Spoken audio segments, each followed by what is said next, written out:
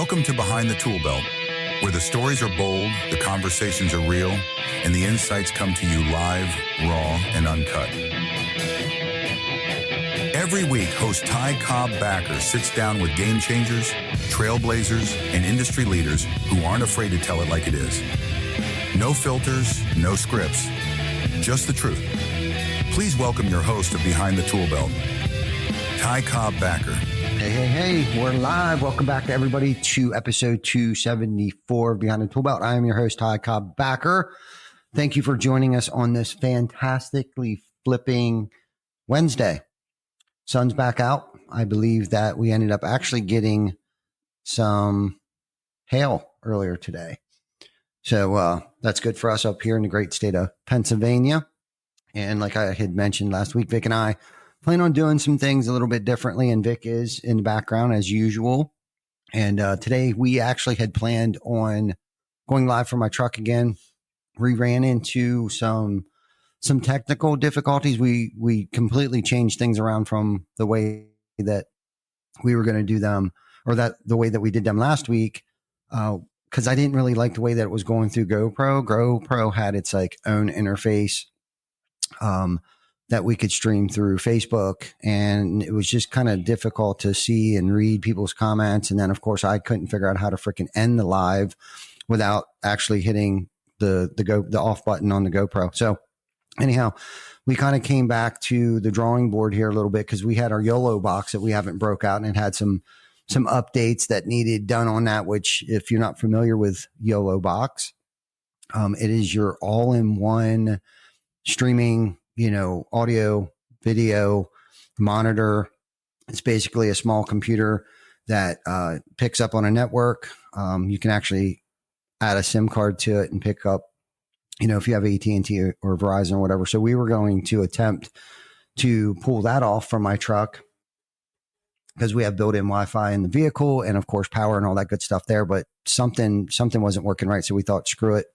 So we kind of came back, and we're back in the office here real quick. Thought I'd get back on here because this show must go on. You know how dedicated we are, but be prepared for some changes coming up as you know, and as you can see, and as you're experiencing here with us, that we're changing things up. We want to get back to some of the bootstrap grassroots of, plugging, TC Backer and of course some of our sponsors. Before I forget them, I want to do a big shout out to Roofle, Lead Scout Hook Agency.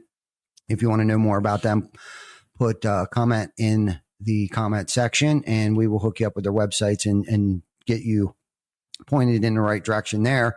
But again, thank you all for joining us live today. And you're going to see a lot more of this of me, doing more Q&A. So if you guys have any questions about life, about business, about personal development, professional development, anything like that, please put them in the comments. And I will answer them to the best of my ability while we're here live. But then I can also go back in the comment section there and maybe put a more elaborate answer in there for you guys to be able to answer your questions. But we got some great guests on the horizon. We are going to continue to keep bringing people in. Brad Akers from Brad builds businesses, I think. And I think he's got a couple other platforms and stuff like that, but he'll be on next week. And then Woody is actually flying in from Texas. He'll be in studio in a couple weeks, I think sometime first or second week, or Wednesday rather, in April. So Woody's coming on. So it won't just be me running my mouth and discussing kind of where I'm at today in the world and mentally and what season I'm going through, because we talk about that a good bit, the ebbs and flows of life and the ebbs and flows of business and like that. And of course, you guys know that we talk a lot about legacy and leadership and or whatever, that we're shooting for, right? Like we want to leave an impact. And it's funny because my nephew, Zach, came in to see me. He works for us. He's been working for us now for a couple of years. He's been such a great asset to the team and has such a powerful impact on the team. And he brought me some photos in of some family members. And I was very young, and I used to have a ponytail down to the middle of my back. And he shared this photo with me. I might as well bring this up because this photo had taken me back quite a few years. So I am, however, from a long line of carpenters. And my dad, I consider him a master carpenter. My great grandfather, his father, and you guys have probably heard me tell that part of the story. My uncles, my grandparents, like everybody in my family is pretty much a carpenter. And a very good carpenter. I'm not just talking about like rough framing houses and stuff like that, but I'm talking, furniture and cabinetry and staircases and things like that. But so I had moved to York County, a couple decades ago, let's say that. And, I moved in with my sister and my brother-in-law, and I really didn't have a pot to piss in or a window to throw it out of, but they were gracious enough to kind of, help me get back up on my feet. And my brother-in-law, Rick, his best friend, his name was Pat. And hence where his construction company's name came from is Par One, and Par stands for Pat and Rick. And that's, there's probably 3 different other versions of that story, but that's what I remember of it. And of course my nephew, who still works, well, his name's Pat too. So it's very fitting, and it's such a great story. And Pat, long story short, Pat, and I'm going to speak for myself on this, if it wasn't for Pat, who brought me into the siding and roofing space. And I want to say this goes back to, I say that I've been in the industry 30 plus years. So let's go back 30, probably close to 31, 33 years ago, 17 years old. And, I was introduced to Pat, who was at that time Rick, my brother-in-law's best friend, and Pat was in siding space, and he worked for a local company, GC Winters, an associate, and Glenn was his name, GC Winters, Glenn Winters, and so I went to work for those guys, and I was the ground guy. And so speaking of legacy, if it wasn't for Pat, because I could probably talk about that all day long, but if it wouldn't be for Pat. And I just showed his picture earlier for those of you checking in. Pat here, my nephew, of course, he was a lot younger in those days. Pat has passed on and is no longer with us. But, for me, and speaking for myself and in terms of legacy, if it wasn't for Pat, TC Backer wouldn't. And of course, if it wasn't for my brother-in-law and my sister, I can't not mention that too. But I'm pretty sure Pat showed Rick how to hang siding too, probably way before I came along. But I remember struggling and trying to get jobs and stuff like that. And Rick and Pat decided to start Par One Construction, and it was just us 3 for the longest time. And Pat showed me everything that I know today. And of course, I've learned some things and picked some things up over the years to be, better mechanically inclined and processes on installation and things like that. So if anyone ever asked me, like, what is my strongest suit when it comes to the profession I'm in, it's always been the production side of things, because that's where I grew up. I didn't get a business degree at Harvard or Yale or anything like that. I did end up going back to school many years later, and I went to York Business Institute for a while, actually, and had met some really great people there. But again, I didn't get like a major or anything like that in business, not even accounting, but I did take a lot of accounting courses. And I'm sorry, somebody keeps blowing my phone up. Obviously, they don't know who I am. And that we go live every day or every Wednesday at 12 noon PM. That's probably something very important, because they continuously keep calling me. Hopefully they'll leave a message and I'll get back to them. But, well, I guess we don't think about it where we come from enough, right? Like, don't forget where you come from, bum. And, I lived in a basement. I brought nothing with me, basically, like a Martin's bag, which is a giant grocery store over in Waynesboro. It's called Martin's. And literally I had that bag, and I slept on an air mattress in my sister's basement. And, those guys showed me everything, whether it was entrepreneurially, along with my dad and my mom and dad had owned a bar and a restaurant for a long time. So that aspect of customer service and things like that. But most importantly, the production side of things of knowing how to do takeoffs and measurements and installations and things like that all come from Rick and Pat. And I have another picture here of all of us together. You can't really see my ponytail, but my hair is pulled back in a ponytail. I'm sitting on a picnic table. That's going back a long time. I'm this little dork right there. And you kind of see I got my hair pulled back. And a lot of people don't tell them that story. Like, yeah, I used to have long hair. They're like, no way. And some of the other stories of the chaotic lifestyle that I lived back then, they don't believe me. And it's always a trip to reminisce and walk down memory lane. But, you know, the importance of legacy, the impact that we're leaving on people's lives today. And it's kind of like a catch-22. People don't realize the impact that they're having on people. But I think when it's brought to your attention and you are very intentional about, you know, legacy, leadership, leading by example, and not taking the credit for it, right? Like jumping back in and grabbing and pulling things back from people and, you know, taking away their growth and allowing them to figure things out, but at least pointing them in the right direction.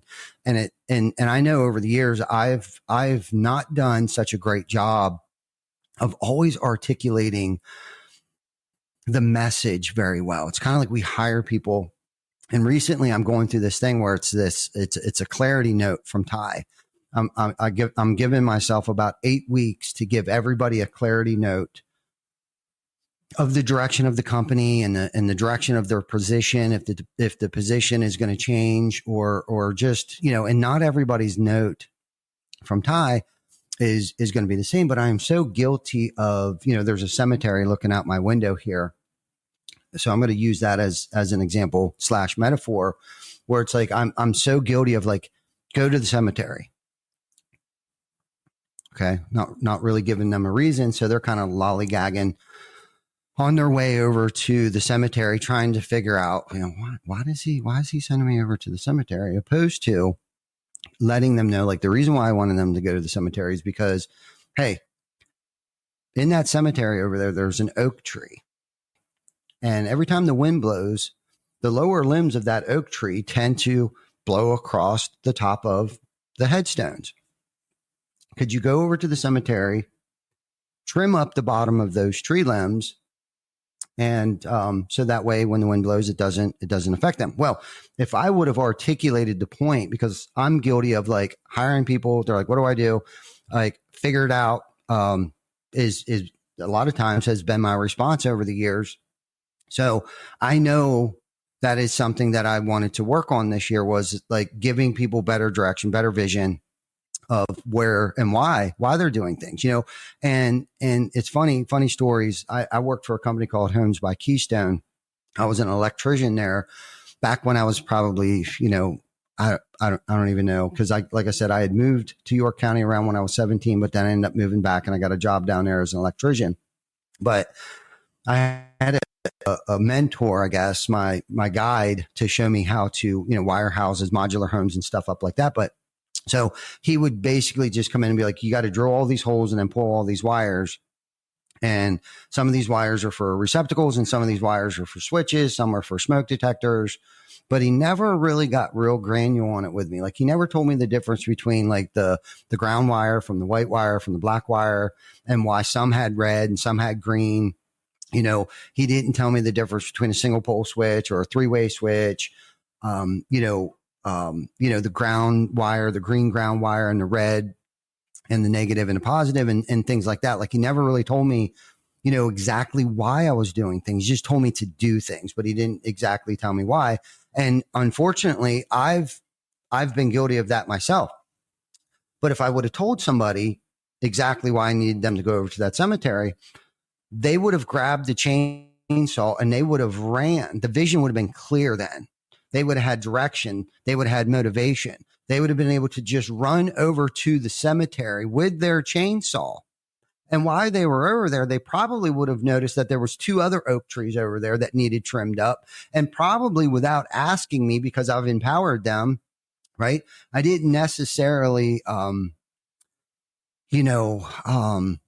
of my sayings is, I can't even think of it right now. But anyhow, I've empowered people enough to that they would have saw that there was 2 other oak trees over there that needed trimmed up. And then they would have looked around and they would have realized that, hey, maybe I should break these leaves up over here. Maybe I should mow the grass. And hey, I can't even read the names on the headstones anymore. Maybe I should power wash them. But with that little bit of guidance up front and a little more, vision of like why I needed you to go to the cemetery, opposed to, hey, Vic, just pick that camera up. You know what I mean? Vic has a clear direction. He knows what it is that we're trying to accomplish. We're trying to create the most badass content possible. And Vic has the I don't even want to say it's an honor, but I have the honor of working with Vic and jiving and gelling and vibing with him, that some people in the building may not always get to see me on a day-to-day basis to hear that vision. So I thought, why not write these clarity notes to everybody? And considering the fact of like where we're at, we're in a different season. We're coming into a new roofing season, and it wouldn't hurt me myself to reevaluate and realign my vision and things like that. And it's okay. So if anybody out there that's listening to this, kind of like in a funk or something, they can't quite put their finger on, like what's going on, or, because sometimes you just wake up and you're kind of like, you're in a funk. And I've noticed myself being in a funk, and I just feel like I don't feel completed. I don't feel accomplished. And it's kind of like, I had to really do some inside. I had to take a look inside and find out like what's been going on. And it's just like this podcast, it's kind of like, I'm sure we're getting what we call, in the content world, viewer fatigue. Well, we also suffer from content fatigue as well. So one of many things that we're stepping up our game in, not just in TC Backer and not just in Lead Scout. And there's a lot of great things going on over there that I'm sure I could, create a whole entire podcast about Lead Scout. But, sometimes when we go through these seasons and these changes and stuff, like what got us here is not going to get us where we're going to go. And I think so much we threaten our long-term goals over our short-term emotions, whether it's our own short-term emotions or other people's reactions to the changes that we feel like we need to make. And we can't always get hemmed up. And I know it's hard. And especially for me, it's hard for me to not get in my way because of my emotions and the pain that I might be experiencing right now, or the pain that might be cast upon somebody else due to these changes and things like that. But I guess the message there, at least in this small little piece, is, don't get distracted by your short-term emotions and screw up your long-term goals. And the goal is on multiple fronts. Like we want to kick out like the best content that we possibly can kick out. And that's why we're changing things up, because we don't want you guys suffering from viewer fatigue. We don't want to suffer from content fatigue. And same goes in your personal life, right? Like if you're not waking up with purpose and you're kind of just waking up and going through your day by mistake and not very intentional about wanting to take care of your body, not wanting to take care of your mind. And I tend to slacken that thing. Sometimes I have to switch up the content that I'm listening to. I listen to a lot of Craig Groeschel. I listen to a lot of Bedro Keuilian. I listen to a lot of the Hermosis, both of which. And I kind of got to switch between all of them because I suffer from viewer fatigue. That's right, Jay. The key is to start small and build momentum and reconnect with your why. Exactly. And it's funny that you talk about your why, because I'm actually reviewing my why today. I pulled open my why. I have this note section on my phone here where over the years I've put in my why. So I don't forget, one, where I come from. Plus I jot down a lot of things, that might be on my mind that I could use later or not to forget. And it's good to journal too. It's kind of like my journal, and there's a lot of good stuff in there. So that way, maybe someday if I'm not here, right, Vic or Jana, somebody can pop open any of my devices. That's why I choose to use the Apple devices, because anything I do on my phone shows up on my MacBook, shows up on my iPad. And not that Google doesn't do that. I also use a lot of Google stuff as well. But I like using notes. I find that I can do just about anything in notes as I can in a Google Doc, and then I transfer it over to a Google Doc. And that's where I've started to create these clarity notes from Ty I'm starting with some key players. And then I'm kind of working our way down, and we just revamped our org chart, our organizational chart. And if you're listening to this and you don't have an organizational chart in your company, and I think there's a misinterpretation of why you should have an organizational chart. It's not always for who you're supposed to report to, but it's also very important to differentiate different silos or different departments. I hate both of those words because it creates separation and creates division, right? And division's another horrible D word that I don't like to use, but sometimes I have to use it in this context. Right now, I'm going to use the word, departments, right? It helps kind of clean up, and it gives me 1,000-foot view, so I don't forget people that are in certain departments, because I think we have close to 100 people that work for us today. So we need at different locations, from production to administrative to accounts payable to receivables to salespeople, sales managers, sales trainers, all of these people, and subcontractors, right? We do have a lot of our own in-house crews, window crews, gutter crews, and things like that. But we do have subcontractors too, that I don't want to forget about them too. And with them on the forefront of my mind with the organizational chart, right, then I can keep them in mind for, spring fling parties and events and stuff, which I know that we're due for something. I don't know if we're going to start working on the food drive, or if we're just going to kind of do like some kind of open house networking spring fling. So if David Bruno, if you're out there listening to this right now, and if you want to be a part of maybe hosting another, networking, but it just kind of keeps everybody engaged and everybody coming back, and it just revigorates and rejuvenates the culture that we've strived so hard to create. And culture goes into a lot, the piece of legacy as well, and what I mean by that is, like, we've had a lot of people come into our organization, and they become family. They're not employees. They're family, they're teammates, they're co-members, co-leaders. And, most of them stay, and over the years, a couple of them left, and those that stay, continue to grow, whether it's personally, professionally, financially. They are not the same people as it was when they came here. And if somebody does leave, at least now they have the tools to go. And we've talked about this before, where it's like, I know when people come here, they're not the same person that they were. I know for a fact that I've changed. I've grown immensely. And again, that's what I'm talking about, leading by example and continuously working on myself so we can develop leaders. We can build teams. We can create legacies. Even the people that work here are creating legacies, like Glenn, for instance. Glenn has created such a legacy for himself, whether he knows it or not. And again, I don't have to take the blame or the blame or the credit for any of that, but I will take the blame, unfortunately, when shit does hit the fan. And that's the difference between selfish leadership or servant leadership, right? Like, we're here to serve. And when we can keep that on the forefront of our mind, and don't get it twisted. I am not the most always giving. I am not the most always forgiving. I don't always give grace when grace is, or being empathetic and things like that. And really, a lot of it has to do with what's going on with the 6 inches between my ears, right? But again, that's where all this personal development comes from. And I can tell you this, I'm not who I want to be, but I'm definitely not who I used to be. And on a day-to-day, I review my day every night, whether I want to or not, because it's just become a habit for me to do a reflection upon my day. Where did I do well? Where didn't I do so well?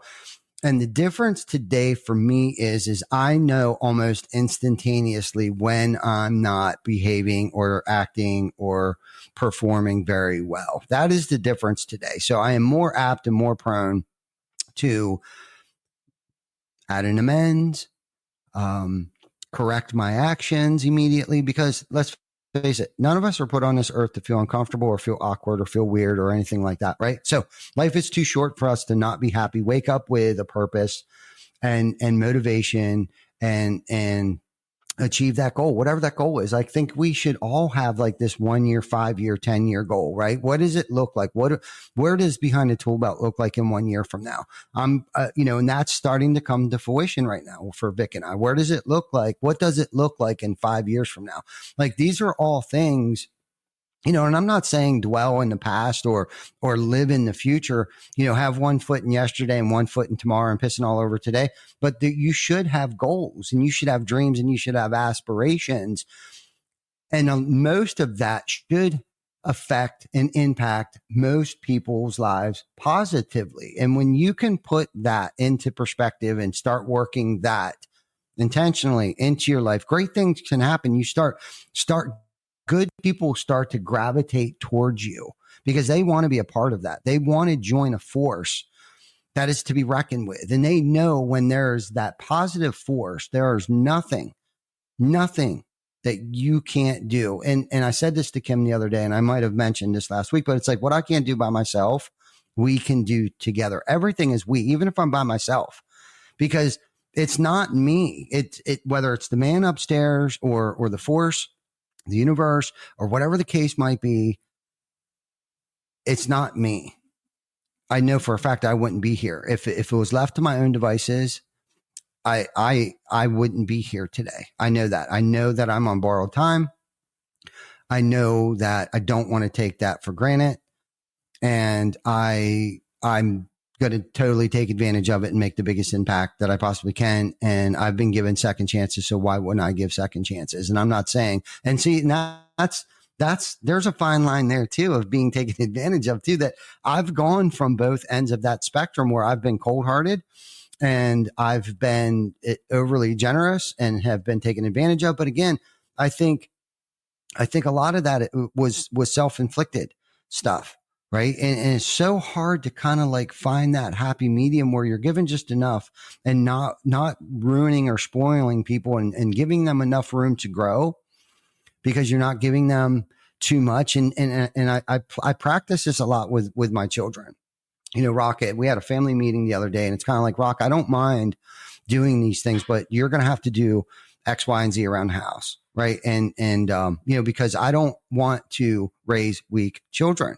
Right. So he's out, cleaning the shed. He's building things that I'm asking him because, he can build stuff now. He's 16 years old and he's getting ready to get his driver's license. He's getting ready to get a car. There's going to have to be fuel put in that car.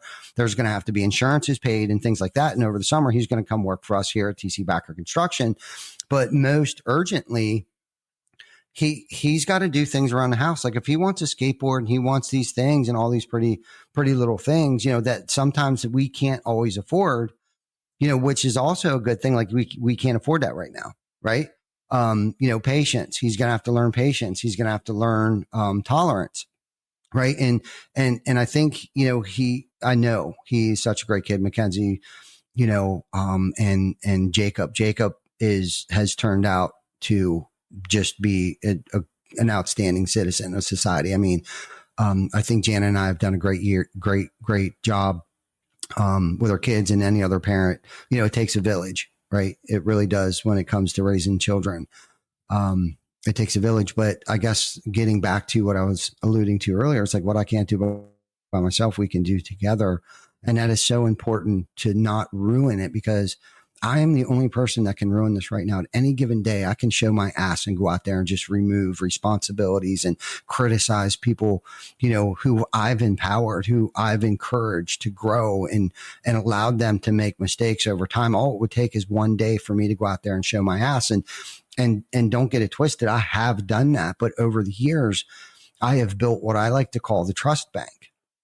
Every now and then that I have to take a withdrawal, but I think for the most part that I've made enough deposits where if I do show my ass, where things don't go to plan as accorded, go or however that saying is, because sometimes things don't happen in our time. Like for instance, this has been a long winter for us. We haven't experienced a winter like this, and our projections were BHAGs. They were big, hairy, audacious goals, but I honestly feel like we can still achieve them, but we basically lost the entire first quarter of the year.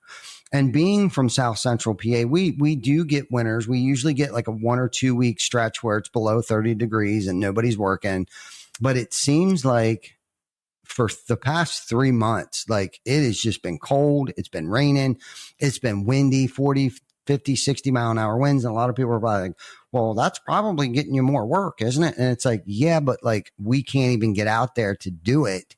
The guys are working 1 or 2 days a week, but we try to keep everybody busy with 40 plus hours. And that tends to put a stress financially on the business. Yeah, yes, we had prudent reserve. We lasted for 4 to 6 months, prudent reserve. But when you start getting down and the overhead's still up, it creates stress, right, on the company. And our revenue goals weren't met yet. Now we're getting back on track, which we knew, but unfortunately that variable we couldn't control. All we could control was the variables that we could control. And we did the best we could. We cut some things back, our spending habits and things like that, but we didn't, knocking on wood, have to lay anybody off, cut out anything that really affected anybody. A lot of it had to do with just things that nobody really sees other than, a couple of our people on our leadership team and things like that. And we actually were able to pick up some really great people. My daughter, so totally grateful. Mackenzie, big shout out to Mackenzie, who's become Kim's right-hand woman. We picked up Pete, big shout out to Pete. Who is came from a $1 billion company. We were blessed to have him in our regime because he is just so freaking smart, right? And you can't be afraid. Can't be afraid to bring smart people in your circle, right? You can't. And this is the thing that I struggle with too, especially when I was younger. I was terrified. I was intimidated by bringing people or hanging out or going places where I knew other people. The people that were there were going to be smarter than me. And it's kind of like, what a freaking, what a lie that I was telling myself, and if I am the smartest person in the room and if I'm the smartest person in this building, I'm in the wrong building. I'm at the wrong event, right? Like I should not be, because if you know me, the only thing that I really have going for me, and don't get me wrong, I have common sense and I am street smart and I have all the things that it takes, the grit, the resiliency, all the things that it takes to be a successful entrepreneur and have great impact on people's lives. But again, going back to, I'm not a certified public accountant like Pete is, right? He is definitely stronger in that area than I am. Vic at this point in time has exceeded not just my expectations, but like, one point in time, it was just, this was an iPhone 8. And then we brought Vic in, and not really necessarily coming from the content creation background, but very intelligent when it came to audio and video, maybe more so audio, because he is a magnificent musician.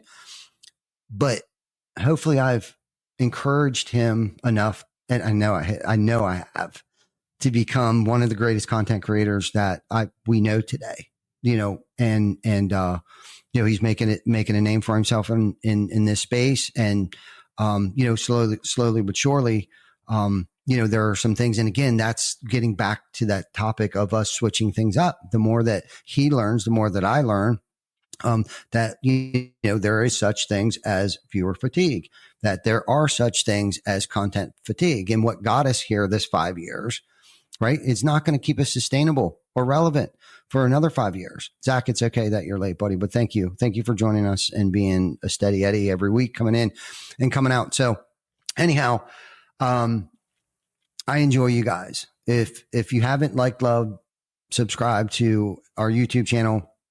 Vic just got us on iHeartRadio. We had enough downloads for that, but we are still in need of 1,000 downloads before YouTube, for Buzzsprout to monetize us. So we need 1,000 more downloads. So if you haven't downloaded any of these episodes yet, please do that. Episode it. If you like what you see, like what you hear, want to hear about a specific topic, please hit us up in the comments here. Bradley said he's going to be in Baltimore June 17th through the 20th. I'll see if I can make a quick trip up. That would be great. I don't know what days that falls on, but one of those days has to be a Wednesday, I would imagine. And if not, it doesn't really matter, because we're doing more things outside of our Wednesday content creation of Beyond the Tool Belt podcast. So maybe we can meet halfway, or maybe we'll even come down to Baltimore to see you, Jay, and create some kick-ass content and see where you're at and how you're impacting people's lives, because I know your head's in the right place, as Vic and I's are, and everybody here, the TC Backer and Lead Scout family is. So anyhow, I'm going to get off here. It looks like we're at about 30 couple minutes into this. And we've also found that it's very difficult for people to listen, for a complete hour. So we want to make this more viewer friendly, listener friendly, So anyhow, I'm going to get off here. Till next week. We got Bradley Akers, who will be our guest next week at our regularly scheduled Behind the Tool Belt, 12 p.m. Eastern Standard Time. Brad will be Zooming in, and we're going to probably, I know for a fact that we're going to kick out some kick-ass content. So until next week, like, love, subscribe, and share this with anybody that you think might get something out of this. Love you guys. Thanks for hanging out.